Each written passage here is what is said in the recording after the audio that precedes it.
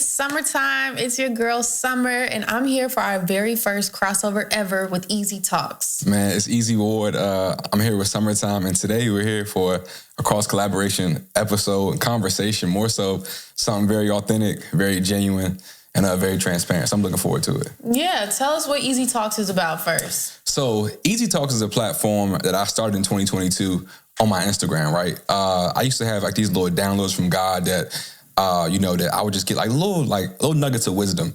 And I started creating videos for him just, on my regular platform, really just like nuggets, like little gems. But this year in 2024, I launched the official Ez.Talks page. And now that platform is really made to give you practical insight and God-given wisdom to, with the hopes to inspire, empower, and transform you to be the best version of yourself and live in your God-given purpose. Amen. I like downloads from God. That's cute. Yeah. I like that. So today we are going to talk about faith and spirituality. So Ez and I are in two different journeys on our faith and spirituality journey. Tell them a little bit about your journey, and then I'll tell them a little bit about mine. Yeah, so for me, I grew up in a traditional Baptist household. I've been in the church my entire life.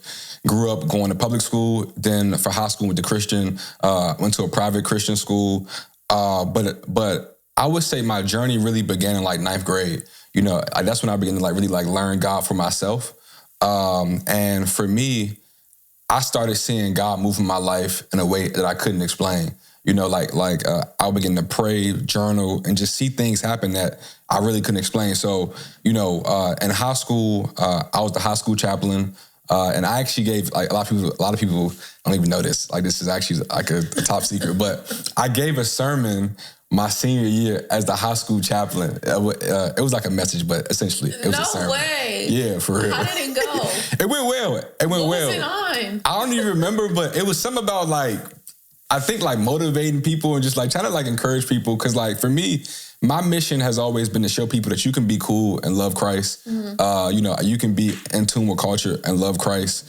And for me, I'm not a perfect man, and I don't claim perfection. I don't act like I'm perfect. I mess up and I miss the mark a lot, mm-hmm. But I'm a man that's trying to, just progress and be the best version of myself. So for me, I've been Christian my whole life. I grew up in the church. So that's just what I know. Is there ever moments where your faith has wavered? Yeah. You've questioned, am I really a Christian? Really? Yes. Yeah, 100%. Really? So what got you back on track? So for me, Summer, I'm gonna be honest, if your faith isn't questioned, I don't know if you can really be convicted that what you believe what you say you believe. Right. So for me, it's plenty of times when I've been depressed. I've been, going through seasons where nothing was working out. And and a lot of times in life, it's so many things that you can't explain, So for me, it was tons of times, but I would say the thing that's really kept me intact is that every time when I would drift, God would always send some type of sign or some type of way that he would speak to me. So that could be through a person, that could be through a conversation like this. Like people, God uses anybody. So for me, it was just those moments when I would be, doing my own thing and God would show up and meet me where I was at. So I could literally be, no exaggeration, I could be at a party turning up and somebody walk up to me yo, you going, you're going to do great things in life, but the way they would say it would almost feel like it's a prophetic thing, almost what do you know that I don't know, right? Mm-hmm. But so for me, God has always met me where I was at, so that's what's kind of kept me along the way. But enough about me, I want to hear about your journey, you know what I'm saying, and where you're at currently. Yeah. Yeah. Well, let me start off with this. I definitely believe in God.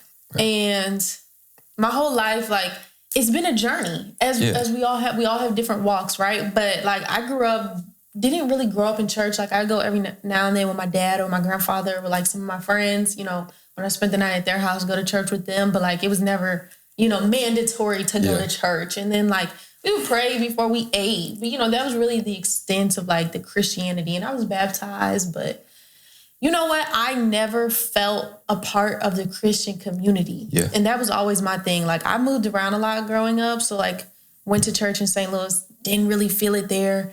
Then moved to Toronto, didn't really feel it there. Moved to Detroit, didn't really feel it there.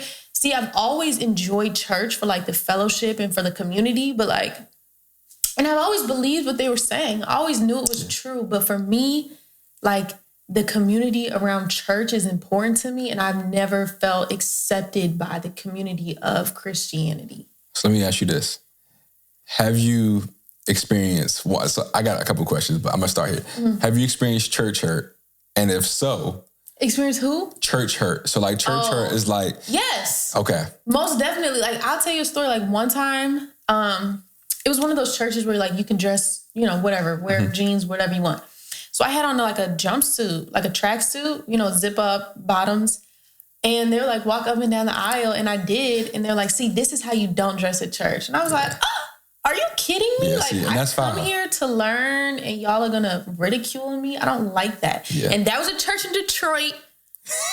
And I hope they know. I hope they watch this and feel some type of way. So do you feel like your church hurt has shaped your kind of like disconnect with like the, I guess, like the traditional church in a sense? Yeah, I do. Okay. I think that both my experience with church and my experience with Christians have pretty much created the experience of Christianity for me. And I just have never accepted it or liked it. And so I have found my own relationship with God and my own community through spirituality, through being a student of all religions. Okay. I think that it's important to learn from all of them. All of them have something to teach. Because I feel like at the end of the day, they all have the same message of like being kind, to love others, respect the earth. Yeah. And that's what I believe in. Gotcha.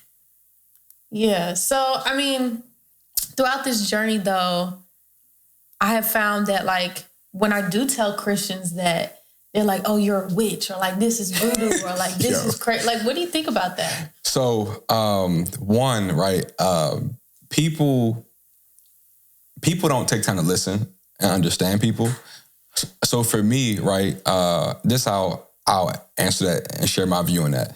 I'm not quick to judge anybody or castrate like any opinions or labels on anybody, because we're all sinners and we're all flawed, right? You know, I got my own sins. He got his own sins. He got his own sins. Like, you got your own sins. So like, I can't say which you are or which you're not. I don't know. Like, I'm not God. You know, I don't know what you do behind closed doors. But what I can say is that I think it's important to take time to have stuff like this, where one, we can be open and have dialogue. But like, in terms of like people saying like you're a witch or whatever they say, voodoo, I don't know what they even say. I mean, you know, I'm just going to what you just said. It's crazy. Yeah, that's crazy. Like I can't get with that, because like, one, I can't say I'm supposed to love my neighbor and I'm out here saying that you're a witch. You know what I'm saying? It's so judgmental. Yeah, no, it is. And for me, like I'm real with that. Like, the church has a big issue with that. But for me, I always tell people, the church is no different than the club. It's no different than going to work. We're all people who have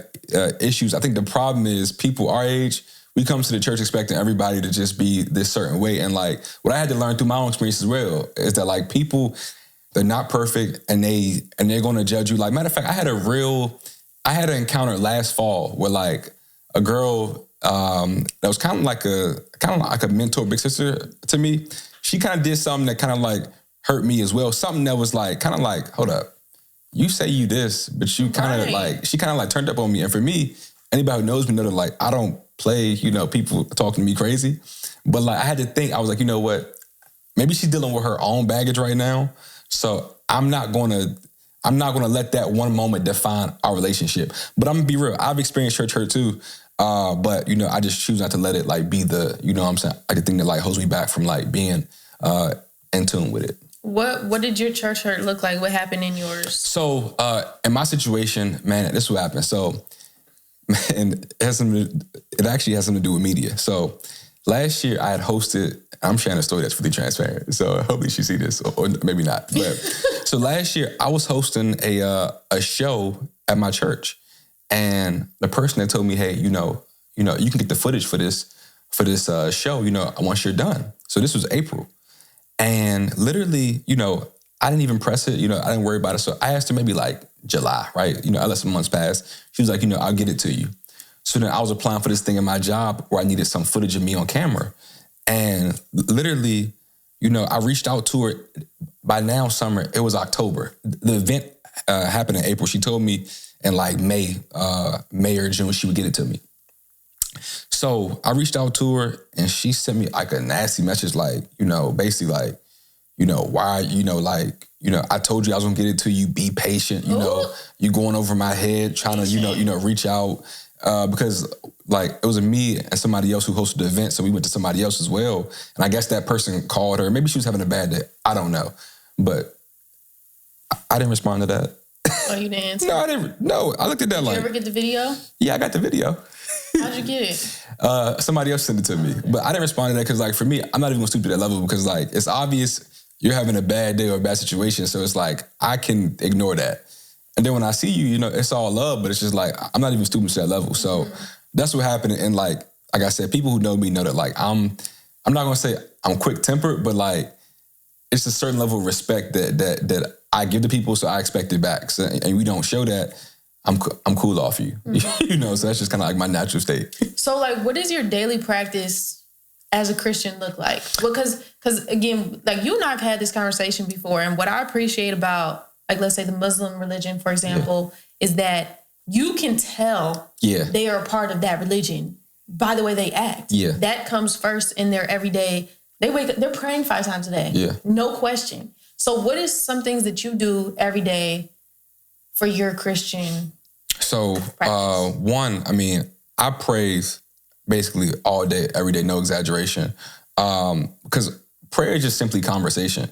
I treat God like he's my best friend. So I'm talking to God throughout if I'm at work, but to give you like a practical step. So in the morning time, I wake up, I go to the gym, and usually when I come back home, I have devotion time. So what I do is I have my journal, I have my study Bible, and then I have worship music playing. So in that time period, I usually start off playing worship music like to kind of get me in a certain heart posture. Then from there, I go read like a devotion. So like right now, I'll read a Proverbs a day, a Psalm a day, and then I'm on a 21-day fast plan that I'm reading. So I'm reading that. Then from there, I'll write my prayers out. I'll write things that I'm thankful for.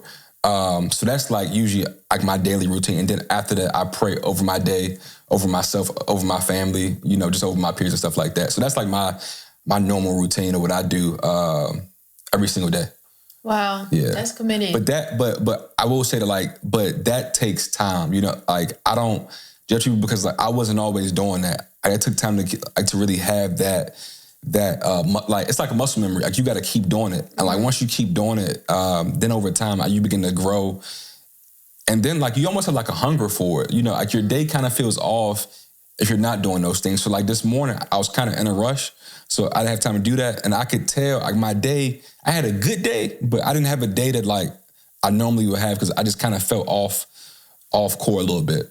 Yeah. So how about you? What's some of your daily spiritual practices or things that you kind of do to kind of just get yourself in a calm, peaceful state? Yeah. So I definitely pray every day, express gratitude, yoga. I don't do that every day, but I need to. Working, I feel like any forms of self-love are forms of religious or spiritual acts or practices for me, because it's if I believe that God created me, which I do, in the image of himself, I am also a God, so I must treat myself like such. So, eating good, but also just the way I treat others, the way I talk to myself, being outside in nature, all of those are just different practices.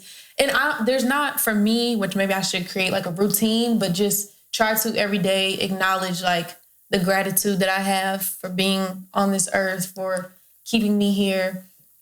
So what I want to know from you is okay, what do you think the main difference between spirituality and religion is? And I ask that because we're in an age now where a lot of people are saying, I'm not religious anymore, I'm spiritual. So what does that mean to you? So when I hear that, religion, I think is rules, right? So when I hear religion and spirituality, the first thing I think of is stuff what's a religious rule that people say women shouldn't be in the church wearing pants, that's religion. Or you going in church and the ushers have to sit in the front and deacons have to sit in the front and you can't sit in a certain seat. That's religion. Or we're going to church and people are, looking at you and judging you and really just looking at you a certain way because you're maybe a young person and say you don't know because one thing about church, a lot of church is production.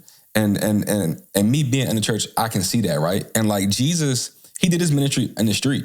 Like Jesus wouldn't even know church. Like in the Bible, like Jesus wouldn't know church.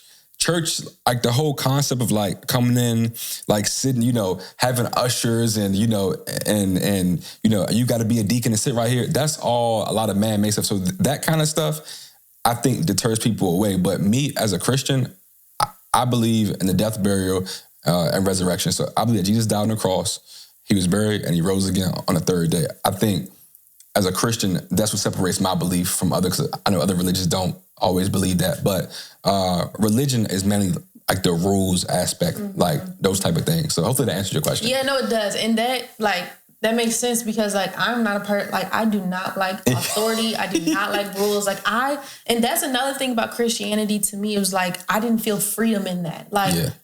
I don't want to feel, because the thing is we're all going to sin, right? I don't want to feel bad every time I'm sinning. I just want to be, because we're all going to do it. Just let me be, let me learn through it. It's going to be a lesson. I'm probably going to get karma from it, whatever. But I don't believe in hell. I don't think that anybody goes to hell. I think that once we die, if you have been out here causing a ruckus and being a terrorist to people and mankind, they do kind of get stuck. So you die and your spirit gets stuck. And I think that's hell. It just gets stuck and you don't go on to a higher place. Got you. Yeah. So now me as a Christian, I believe in hell. I believe in heaven and hell. I had to get that off. Yeah. No, that's fair. That's fair. I 100%. I believe in that. That's a biblical truth. So I wouldn't be a man of my faith saying, I don't believe in that. But, I hear you, but that's just what I'm going to say that's not what I believe more than anything. But what's the biggest misconception about your spiritual journey that you think people have about you? That they have about me? Yeah. I think people just assume that there's no people assume that I don't believe in God and that I don't believe in the Bible and that I don't believe. No, I believe in all of that. It just, and I it's all real, it's all true, but my journey is just different. I believe in God, and I feel like God is the God of the universe. So I also believe in the universe. I believe in the stars. I believe in the moon and the sun. All of these different universal things that have created us and got us here and guided us. I believe in my ancestors. I believe they're guiding me and walking in front of me and standing behind me. And I feel yes, that's the misconception. Okay. And I don't see enough of that in Christianity, enough of the natural part of humanity, of the earth, our spiritual connection with the water. You know what I mean? I don't really see that. Is it there to you? The way you describe it, no, it's not. I can't say I've been exposed to that in Christianity as a Christian. Now that I'm, now that we talking through it, I can't say that I've really had that. Yeah, nah, we haven't. Do you find that you have a connect? When I go to the beach, I get in the water, I really feel like I'm getting baptized. I really feel like I've just dipped in and cleansed my soul. Yeah. And sometimes I could just sit in front of the sun or in the moon and just feel an energy. You know what I mean? Yeah. Do you have that same feeling? Not really. I think of course, nature, God made everything. So, of course, when I'm in, the woods or, at the beach at times, I do feel more, a spiritual presence. But, I wouldn't say, so actually, to a certain degree, yes, I do. So, I know every year I go to the beach with my family. And when I'm at the beach with my family, for some reason, I'll go there and just sit, and really just journal and pray. And first thing in the morning. And a lot of times, I do feel like I'm closer to God in the moments because one, you see the sun rising, you see the water. And sometimes I've seen the sun kind of ride over the water, when I'm walking, I'm like, dang, that's kind of weird, Right. So stuff like that definitely has always been intriguing to me. Matter of fact, I got a cool picture of that on my phone that, I'll show you after this. And what about ancestors? Do you believe that your ancestors are guiding you and when you die, you'll be an ancestor to guide people? I've heard of that concept, but I can't say that I necessarily believe that, the ancestors are guiding me more so. I believe my ancestors, they're deceased and gone. Yeah, but nah, like they're not guiding you. Nah, like not that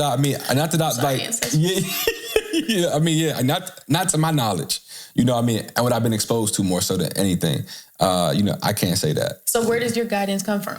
God, Jesus Christ. Okay. Yeah. I think that, like, for me, like, I've seen things happen in my life that, like, I literally can't explain, or like time and time again, like, and for me, I'm a big journaler. So, like, for me, like, I do these things called faith. It's called a faith hack. So I know sometimes I used to test God. Like, so like on Mondays and Sundays, I would say, God, this week, I want to see you show up in this area of my life. And I'm going to say, this week, I want you to show up. And literally, it'll be like a Wednesday. And then like for me, I'll be done, forgot that I prayed that. And that same thing that I prayed will happen. So like, it's stuff like that, like, even in times when I want to doubt just naturally, I'm like, yo, I can't doubt this. Cause like, he always shows up, and Jesus is how I was introduced to him. So that's what I know him as, my Lord and Savior, Jesus Christ. Mm-hmm. Yeah, no, I feel the same way. Like, I feel like God has shown up in my life in so many, like, my life has been so beautiful and so blessed that, like, I can't doubt it. Yeah. So that brings me to my next question. Like, I feel like, and I can speak for myself, like, growing up, always intellectually, I understood, like, okay, I get this. There's a higher power and, he made us and made everything else. But at what point do you think, like, you emotionally and spiritually understood? Like, what moment did it become like, oh, man, I get it? So, for me, right, I grew up in the South with my grandmother. Like, I spent a lot of summers with her, right? And like, people in the South, if anybody is watching this, like, people down South, like, they are like the most spiritual, religious people ever, and they will shout, pray, and I got a Southern grandma, like, she cooked good chicken, good pork chops, cabbage, lima beans. I'm talking about real Southern, a real Southern culture and dialect and all that stuff, right? So, but I would say this, in those small churches down South, those are some of the most powerful places with the most powerful people spiritually in this world. That's facts. And it was moments growing up with her, going to Bible study, going to revivals with her, that, like, I can't just pinpoint one moment because I've seen so much happen in those small churches. Like, Summer, legit, it'll be like 10 people in the church. And like, people would just be shouting and screaming. But like, when I was younger, I'm like, why are they doing that? Yeah. You know what I'm saying? But then as I got older, it was just one time, I think I was like a sophomore in college or freshman. I had a similar encounter. Now, I wasn't shouting and doing all that stuff, but I did have a encounter where I felt the presence over me. It was the Holy Spirit. Something that was bigger than myself, something that I couldn't explain, to the point where I burst out in tears. And that's not an experience that, like, for me, I used to laugh at people. I'm like, why are they doing all that? But then when it happened to me, like, I became humble to the Spirit, to the point where I was like, man, you know what? I need to be slow to speak and quick to listen, because what just happened to me, I never thought it would happen to me, and it did. And so, like, it's moments like that, Summer, that, that I've seen happen to myself, that's really transformed my whole belief system in terms of being a Christian. So hopefully that answered your question. I kind of rambled a lot. No, that did answer it. And I've had moments like that too. But let me tell you something. Talk to me. I was at church one time, because I was going to church while I was at Howard. And it was Easter. And I used to go to church with my grandfather on Easter. And it was the first time I went to church after he passed away on Easter, which was shortly after, like maybe a month later. So I was in there boo-hooing. And the part where they, like, trying to get new members to join, like, come up to the front if you need to get a prayer. So I walked up there because I was crying. I didn't want to go, but I was like, let me just, I'm being called. Let me go. They shuffled me in the line, brought me in the basement, had me sign all this stuff. I was like, I thought y'all was about to pray for me. And I, again, felt so disappointed in that moment. Like, I'm over here crying, need a prayer, just somebody to talk to, something. And y'all had me signing papers trying to get me to join the church. I was so disappointed in that moment, because it could have been such a moment to transform and grow. Man, so like as I'm listening to you, right, I can really hear, like, you got a genuine heart, like, but you've experienced some really bad church hurt. And I can just tell, like, just from listening, like, that's really shaped your whole kind of experience. So, man, one day, I'm gonna invite you to church, Okay. I'll go with you. Yeah, like, I come to my church, we're going to have a good experience. And we're going to revisit this conversation because I think, it's what I think. It's just my opinion. I got a hot take. Okay. I think that in time and the right love and support, you know, we can have a different conversation. I'm not going to sit up here and lie and be like, you know, the outcome is going to be this because I don't know. Yeah. But what I am saying is that I think that if we put you in the right environment with the right people who are genuine and have genuine intention, I think we can have another conversation and we can begin to like extend this conversation and guess even what? Further. I'm open to that. Like, I'm so open to that. And I think our last conversation that we had about this taught me like, wow, I need to heal. Like, I need to heal from the church. Because we got to talk about healing. Let's talk about it. That's a word that like journey. That's a word that like one, Black men don't want to talk about. No, they don't. Black people in general don't want to talk about. No, they don't. But me being a Black man, you know, I'm gonna just put it out there. Put it out there. We need healing. What does that look like? Straight up therapy. I've been going to a black woman therapist. How is that? It's amazing. What have you learned about yourself? Man, so much. So like, I think for me, I learned a number of things. I learned that my past doesn't define me, but not only just that, but like, I learned that like all the shortcomings that I had in life have shaped my thinking and shaped me to the point where like, I now realize I'm super resilient. Like things that were meant to like take me out didn't, you know, and I kept pushing. But I think more than anything, having a safe space to like really be truly vulnerable. Cause like as men, you know, I get told to just keep pushing, keep going. And having that space, you know, with a Black woman has been life-changing. Shout out Miss Deborah. She the GOAT to me. Like matter of fact, she's not like, I don't know what she is. She's not a therapist. She's like I can't even define what she is. That's how great she is. How about you, that's important. Yeah, I've been in and out of therapy for like, since I was young. I started going to therapy when I lived in Toronto, stopped, started again. So I've been on and off. And like, I've had some really good therapists. And my last therapist told me something. Well, she told me a lot of things. But one of the things, okay, I'm going to tell you two. Okay, talk to me. Two of the things that she told me. One, she was like, I was just telling her like, just spilling. Cause like, I'm good with being vulnerable. I'm always be vulnerable. It's just like, now what? Now that it's all out there, now what do I do? And so I was just spilling all these like feelings I had about myself, about my life. And she was like, you know, that's not a narrative you need to carry anymore. And I was like, oh my gosh. Ooh. What?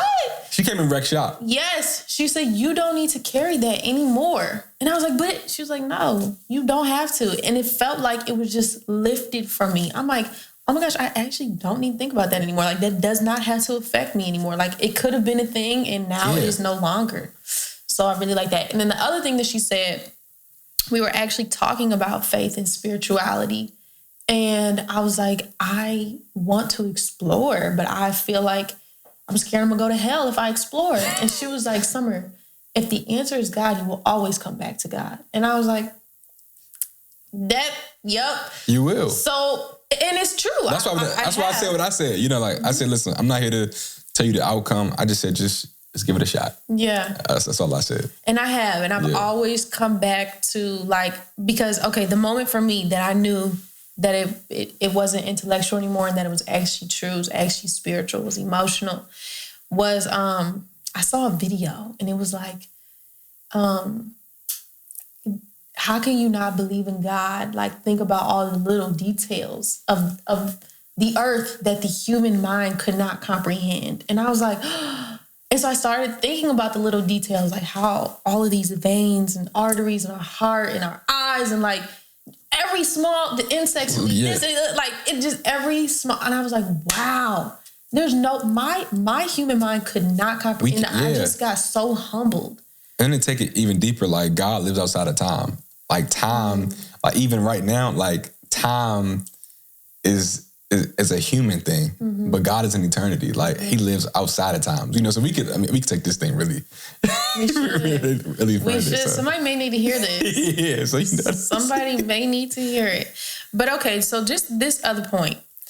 So when I was at Howard, learning a lot about like, you know, enslaved people and I even studied abroad in Barcelona, learned about Spain and like how they introduced Christianity and Catholicism and how it was introduced as a tool to control behavior. Yeah, and weaponize people. Yeah. And definitely weaponize our ancestors. How do you move forward with knowing that? Yeah, so I'll be honest. I went to North Carolina A&T, so I went to a HBCU, and that's a real conversation that I think that, one, we don't talk about a lot in the church. But for me, I never really necessarily struggled with that. And I think it's because growing up, I grew up in all Black environment. So growing up in PG County, it's an all Black environment. So like, I never like, even though it was weaponized, to our ancestors and to our people, in the slave time, like I always saw, like my dad always taught me, like Jesus was a Black man, because the Bible says he has skin like brass. So like, I never thought of him as like a white figure, and at one point, that didn't even matter to me. But when I got older, I began to realize, I'm like, dang, you know what? But that is hella unfortunate. I hate that happened. But, for me, that hasn't really been like a deterrent, with the religion. It hasn't affected you too much. Yeah. That's good. So what is what's the biggest takeaway you want people to walk away from this, from this conversation tonight? The biggest takeaway I want people to walk away with is that there's harmony in differences. And even though there are differences, I feel like there's even more similarities between mankind. And I think we need to focus on that and be more accepting and be more open and create more opportunities for conversations like these. What about you? I think for me, we got to be slow to speak and quick to listen. I like that. And we need to have more open dialogue, because I think we can get further together than we will be separate. So love. Yeah. Love. And what's one thing you learned in this conversation today? I think for me, just being open-minded. I pride myself on being firm in my beliefs, but also being open-minded. But also, I learned today that, church hurt affects way more people than we talk about. And a lot of times it pushes people away from the church. And it saddens me, because I want people to experience the kind of joy that I experience. So, yeah. How about you? I'll come in. I'll try and experience that joy with you. But I think when you were talking about churches in the South, and you just reminded me oh yes, every time I go to church in the South, I'm like, it's like a warm hug to your soul. Yes, and it smells like grease. Yes. It just smells like a family environment. A family. Like a family reunion almost. Yes. And you just reminded me that there's also joy in those spaces too. So I try to seek that. Yeah. And I need to find a good one so I can seek that joy, because I am open. Yeah. My heart is open. And through people like you, I feel God's love. So I just need to be around more people. If not, for sure. And it's the thing, remember this. If anybody tries to act like they perfect or got it all figured out, stay away from them. Yeah. Because they are the wrong representation. Maybe them old women. I'm a man that's trying to progress. I don't strive for, I'm not perfect. I never will be. But, I try to progress every day and be the best version of myself. And, from there, I let God speak through my life and let God use me how he sees fit. But I don't proclaim perfection. I'm just trying to progress, because I still miss the mark and mess up a lot. So, that's just my story. And so is it important to you to find somebody who's also Christian to marry and raise a Christian family? 100%. Because you can't be unequally yoked. So we had that in the same belief system. Because that would trickle, if we don't align there, then we probably later on down the line, or just really at the root of our relationship, we're not even equal, or compatible in that sense, and God is that important to me. So 100%. Yeah, spiritual compatibility is important. Yeah, it is important to find somebody who knows there's something bigger than them. Yeah, because what's going to happen when life gets rough, because it's going to get rough. Absolutely. Like, can you pray for me? Right. You know what I'm saying? Can you like, pray with me? Yeah, like who you calling on? You know what I'm saying? So for me, it's like, if you don't believe anything, you know, I mean, you may be good, but you just ain't for me. And that's okay. Like people don't like having this conversation, but for me, it's like you can be a good person, just not for me. And likewise, I could be a good person and not for you. And there's no harm in that. It's just the reality. But people don't like having real, truthful, authentic dialogue. So we need more of that. Okay, give us a scripture to leave off on. What we need to go read after we watch this. Man, Matthew 6:33. What is it? Seek ye first and his righteousness. Seek ye first the kingdom and righteousness, and all these things shall be added to you. Y'all hear that? He got Bible quotes for us. Ladies, come find him. Thank you, Easy. Thank you for being the first crossover episode and all of this wisdom you have shared with us today. Man, hey, give it up for Summer. Look at this, man. Look at where we at right now. Look at where we at. So shout out to Summer. Hey, thank you, man. This was an amazing conversation. And I look forward to just seeing this platform grow because I know it's going to take off. So thank you. Yeah. Thank you. We'll come back again. Yes. Yes.